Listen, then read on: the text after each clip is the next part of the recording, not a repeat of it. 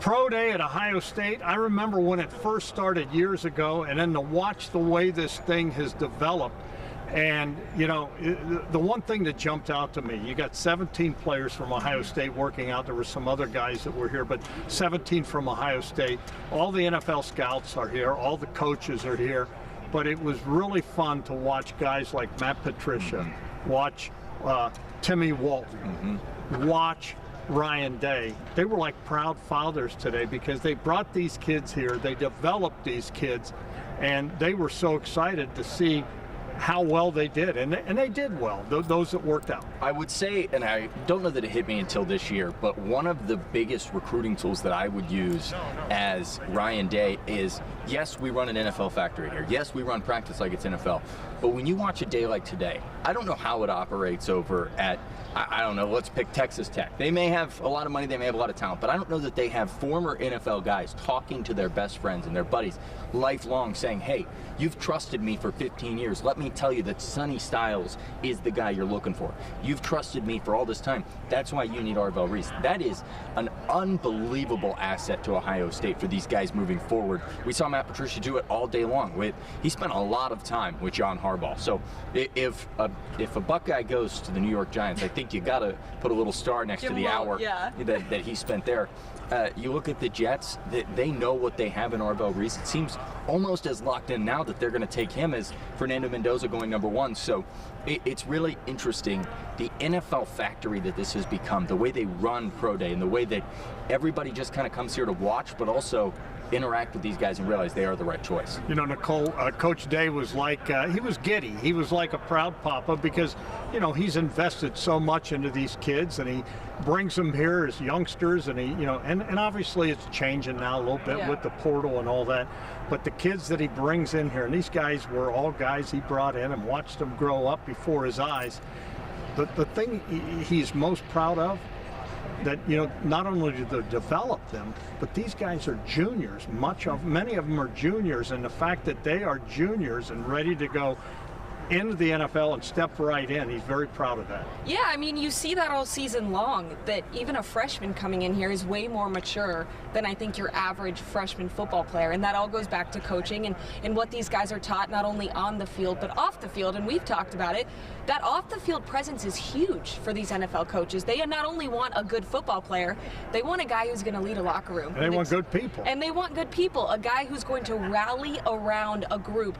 They're going to be younger, quote-unquote, in these NFL locker rooms, but do they have the leadership abilities to hold a locker room and to get the respect from the guys in that locker room? So I give all the credit to Ryan Day and this coaching staff. We talk about it all the time, that these guys are incredible people, and you have to respect that, football aside. It's only going to take them even further in the NFL. Caleb Downs is one of those guys, just a good guy. He worked out for the Scouts.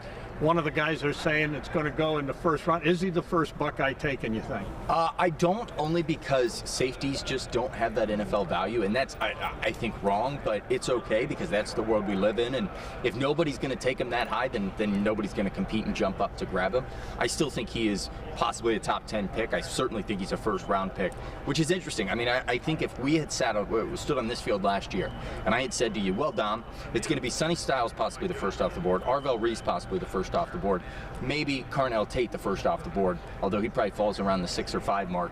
I think he would have looked at me crazy. He would have said Caleb Downs is the best athlete on that field. It's just the position that he plays does not offer an NFL team exactly what they're looking for.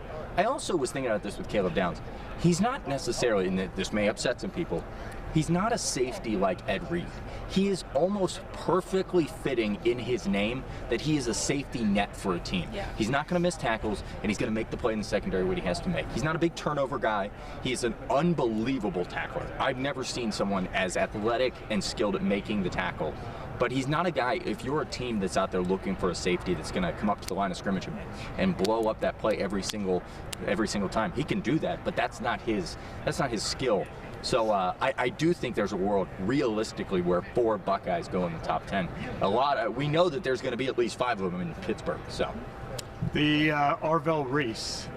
I said to Ryan Day, boy, he passes the look test. I said the same thing to Matt Patricia. He was out here, and my goodness, here's a guy that certainly, you know, had a breakout year, burst onto the scene, and Now, is he the first Buckeye taken? I personally think yes. I think we are going to hear Arvell Reese's name called the second pick off the board to the Jets. I mean, Aaron Glenn was locked in on Arvell Reese today. When he was doing all the drills out here, Coach Glenn, the Jets head coach, was following him around, watching him. You also saw Arvell Reese having a conversation with John Harbaugh for a long time with Matt Patricia. We've talked about it all year. Arvell Reese's name was not a name we said a lot last season. This year, number 8 was all over coverage, the football field. He was terrifying for other teams to face. I think back to that one photo of him with his the shield over his helmet. It was just terrifying looking. He is the perfect kind of football player for the NFL, and I asked him earlier, he said violence. That's what I bring to an NFL team. I'm a dog, I'm violent, and that is exactly how I would describe Arvell Reese, because he is terrifying for other offenses. Truly. So I'm calling it. Arvell to the Jets, second off the board. And he does pass the look test. He had his shirt off out here. Oh my goodness. He's, Easy. I mean, that guy's got muscles. I'm telling you. Did you not know? His muscles. He's not built like you. Let me put it that way. Excuse me. I'm sorry. Or me. Me, like me. Yeah. Well, you are. All right. Let me ask you about Sonny Styles. He was here, but didn't really work out. But he didn't need to.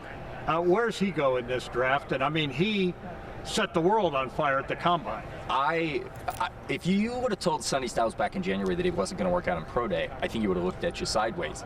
But I think that the combine went so well that all he could do was hurt his draft stock. He just had to show up here.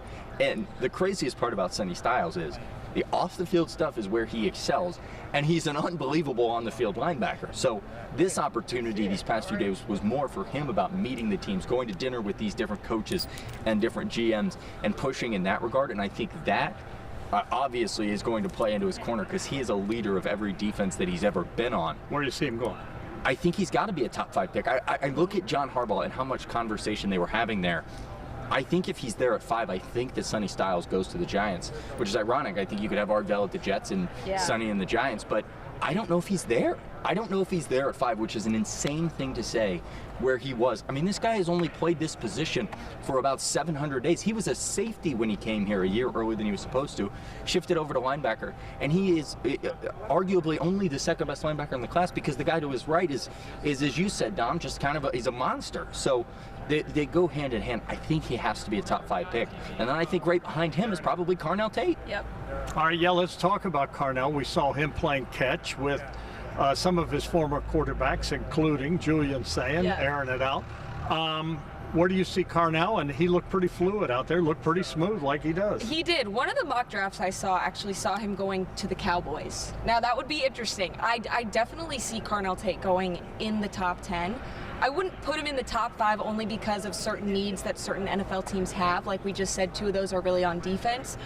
But I definitely see him in the top 10. And I think Carnell Tate, I mean, all season long, he was a guy who played well last year, but obviously he was behind a Jeremiah Smith and an Emeka Egbuka. This year was his moment to have Carnell Tate be the star with Jeremiah Smith right to his right. And he did that this year. The amount of times that I think back to the Carnell Tate, Julian Sayin connection and the certain plays, I think back to that Michigan touchdown.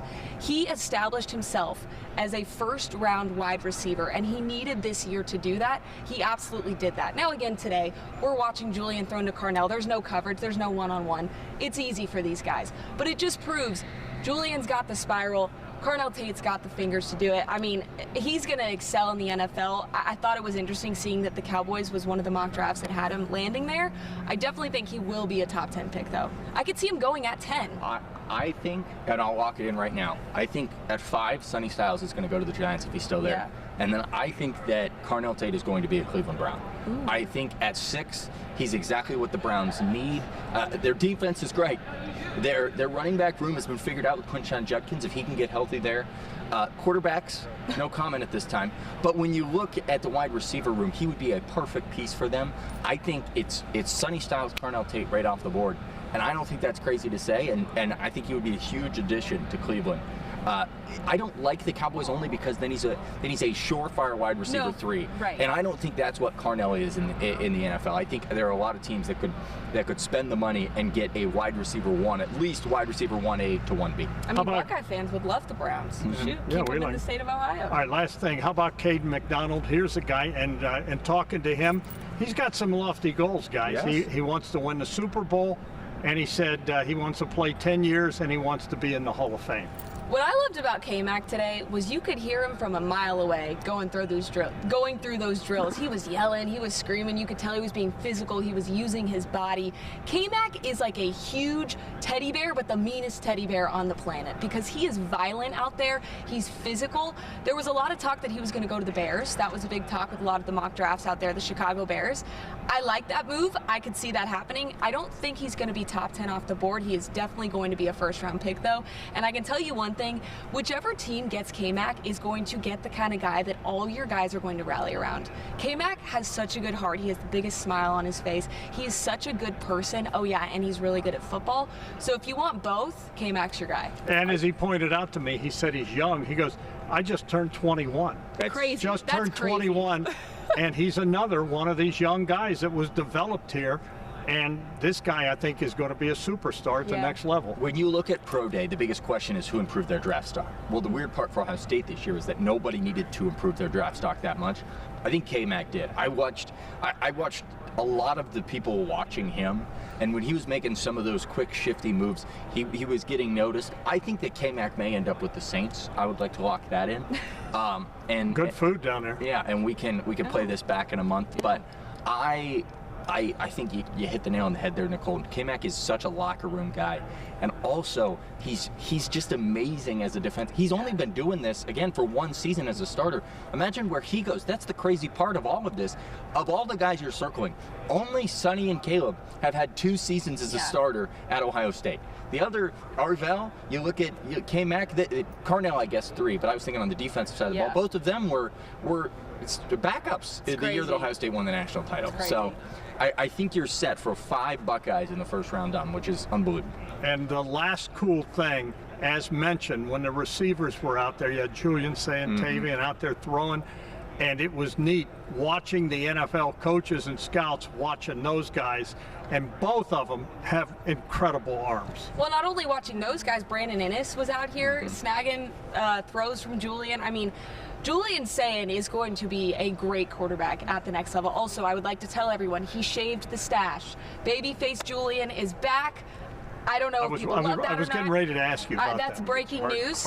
Yes, breaking news. That's what I learned the most from today. No, I'm kidding. But seriously, it's a great opportunity for those guys to get NFL coaches and scouts locked in on the future. I mean, Julian Sayin is the future of the NFL as well. Brandon Inniss is a future wide receiver in the NFL. So not only are all eyes on the guys who are going to the league this year, newsflash, those guys are going to be up next. And they were locked in, and you saw them. They were locked in, and you know what? It's one thing to see them on game day. It's another thing to see them up close like this. We haven't seen that here since C.J. Stroud, because remember C.J. the year before he graduated, he threw in Pro Day. Otherwise, Ryan hasn't had a second-year quarterback, and I remember that was when everybody walked away from that Pro Day, and they said, oh, those guys were great. Who's that guy? I want to draft him next year.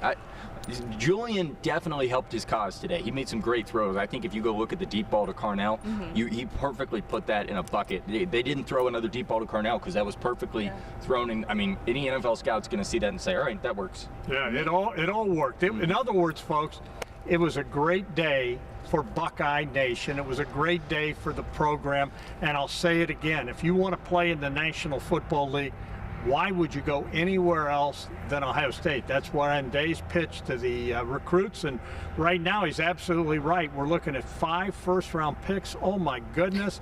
And the days have changed. It is the Big Ten's ruling. Indiana, but Ohio State, they got a heck of a schedule, but they will simply reload here. That's what they do. And 51 new players on this team, and a whole new crop of Buckeye on Sunday getting ready to get drafted. The other thing you can write home and will never be wrong, the best Buckeye coverage you will ever find. That's right. Is on 10 TV, 10 TV Plus, and 97.1 The Fan. We'll see you later. And Ryan Day told me he's going to have you start lifting weights, and he's going to make you look like Arvell Reese. I think that's a hard without a short. I don't think that can happen. That would be so expensive. He's going to pump you up. I pump you up. Let's see the gun show.